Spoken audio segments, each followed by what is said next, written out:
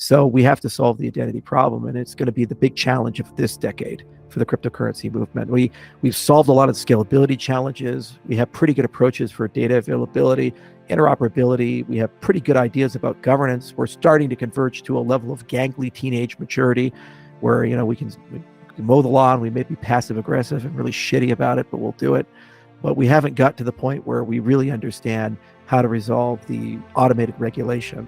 So basically automatic law, automated regulation, and regulated value transfer, and the handling of identity with blockchain systems. And that's going to be the next big protocol.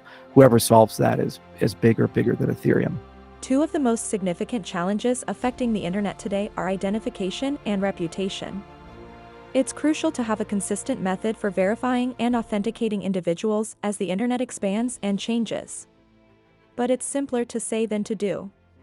Companies with significant incentives to limit consumers' online access and experiences, like Google, Facebook, and Microsoft, can make it challenging for identification standards to be adopted by the whole industry.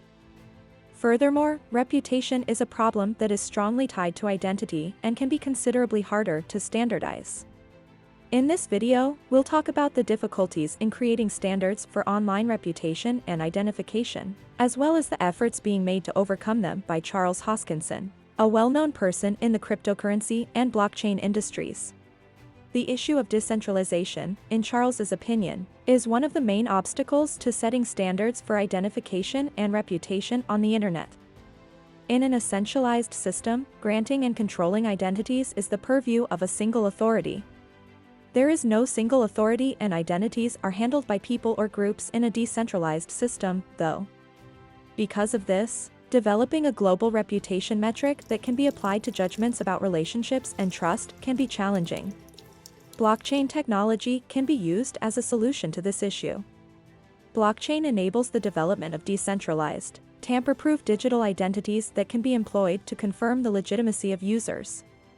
When standard forms of identification, such ID cards provided by the government, are not an option, this can be extremely helpful. Furthermore, blockchain-based systems can be made to be self-sovereign, which means that users are independent of any central authority and have complete control over their own digital identities. We'll now watch the video and pay attention to Charles as he discusses the obstacles to the adoption of regulations and identity in the cryptocurrency business. It's really hard to develop standards for identity and get those to be industry adopted because the issue is not technological. The issue is incentives. Google and Facebook and Microsoft and others have very strong incentives to internalize the identity product and own that, because then they have the ability to control your experience and access to the web. I'm not criticizing companies. It's just a competitive reality. Even if you're an open source company, you have that incentive. Governments also have that incentive. So you actually have a situation where the business actually may be at odds with the sovereign that the business lives under. And so historically, identity has been the product of governments, where they give you the breeder documents, whether it be a passport or driver's license or any of these types of things, and they are the issuer. But then there's this closely related concept to identity called reputation. So it's one thing to have a binary conversation. Are you Marlon or not? It's another thing entirely to have a reputation conversation. Is Marlon the most qualified person to water my cactuses when I leave town? You see, so this is a very different question, and I don't want dead cacti. San Pedro's take a lot of time to cultivate. There's lots of things you can do with them that are fun and exciting. So how do I know you have good reputation there? And the problem is reputation is referential. So you guys met me. We're talking. We'll have a great Q&A. Obviously, other people in the cryptocurrency space have different experience with me and different opinions about me. And if you go and talk to those people, they may think that I'm a completely different person and not qualified or very qualified, just depending upon their beliefs. So how do you then create a notion of a universal reputation metric that can be useful for making decisions about relationships? Should I give them money? Should I give them my kids to take care of? Should I go to this university? Should I do X, Y, and Z? All the time you're there. So reputation and identity are closely related to each other, and they can't be separated. Then you have user experience that sits on top. How do you issue and how do you revoke? How do you manage? And how does it work for 95-year-old grandma who's got emphysema. She's on oxygen, and all she can do is use her pinky to type and complain about the neighbor being too loud. And how does it work for the 11-year-old kid that basically has a cell phone lodged in their brain, and they live on TikTok 18 hours a day, and they're digital native? Okay, these two people, the spectrum, both would consume ideally a ubiquitous system. So we've built a lot of products like Atala Prism. We deployed it at scale in Africa and Ethiopia for academic credentials. We did a deployment for Dish, and we've been building out a corpus, and we've participated at the W3C and the DIF and the standards process. We've written a lot of papers about digital identity and the cryptography behind it. And obviously, as a blockchain vendor, we think that that's a trusted bulletin board. It's the perfect location to put an identity. So it's timestamped, it's immutable, it's irreversible. It's pretty good to put that change log there. But where identity gets useful is when you start binding it to products, assets, authorizations, authentications, attestations. And that's an intrinsically centralized thing, because you get your degree from a university.